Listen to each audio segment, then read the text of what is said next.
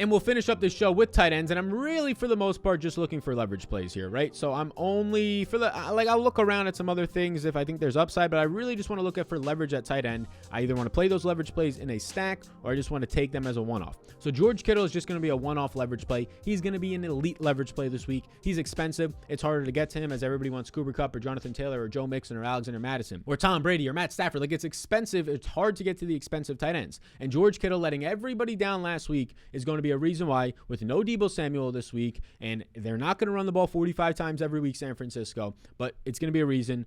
Great matchup for him as to why he goes insanely underowned. Like, George Kittle might only be like 8 or 10% owned this week.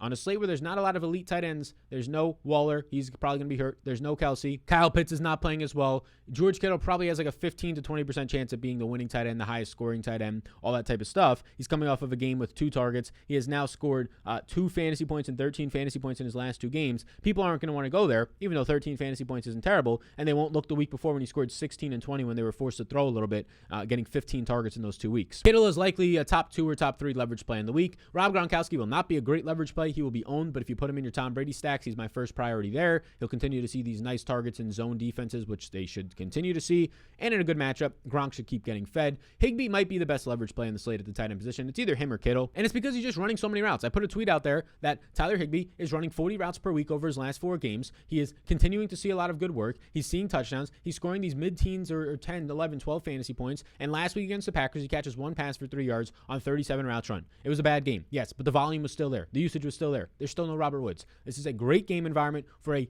pretty cheap tight end, $3,800, and he's going to be involved. You know they're going to put up touchdowns, so the touchdown upside is there. He's going to run 35 routes. The Tyler Higbee 4-catch, 40-yard, and 1 or 2 touchdowns, and maybe 2 touchdown game is coming. It's coming, and he's going to be low owned when it happens. If it happens this week, it makes for a really nice leverage play. I like Tyler Higbee a lot because of that reason. And then the punt tight ends. If you're just looking to straight up punt, Foster Moreau will be higher owned than James O'Shaughnessy. I think you get more leverage on James O'Shaughnessy. I think both are strong plays. Moreau has a much better team environment. Moreau probably has definitely has a better quarterback and a better matchup at this time. So I would say Foster Moreau has a higher chance of being in the winning lineup, but James O'Shaughnessy, like, Moreau is going to be like 12% owned with like an 8% chance of being in the winning lineup, so he's overowned. You're getting negative leverage, but it's still a decent chance of being in the winning lineup. James O'Shaughnessy will probably be like 6% owned with like a 7% chance of being in the winning lineup, so you get some leverage there. So they both look like good plays. Depends on the lineup you're playing. I like both of them. Just kind of up to you. After that, the only other tight ends are just good tight ends who have some leverage on them. Kyle Pitts, run backs if you want to go there. That hasn't looked great, but price point isn't changing either, so it's similar to like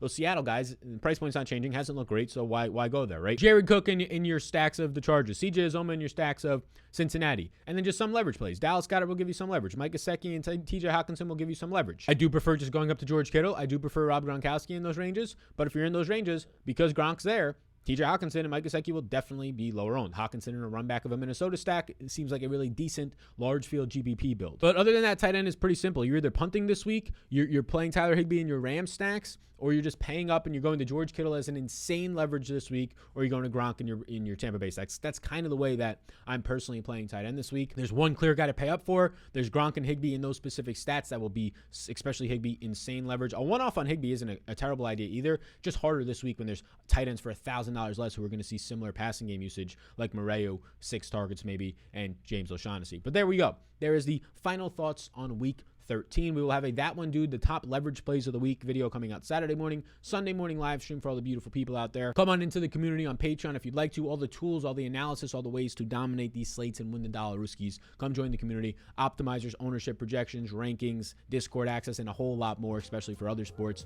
Come on in down below. Appreciate you being here. Support that sponsor of the program today. That sponsor, PrizePicks.com. Your free bet up to $100 if you use the code SAL. Take the props, take the free bets, and win the dollar bills, the dollar Ruskies. Yo. Alrighty, gang. I'll see you when I see you, and I will see you then in the next one. Can't wait to see you there. Can't wait to have you. It's been a fun time. Take care and brush your motherfucking hair.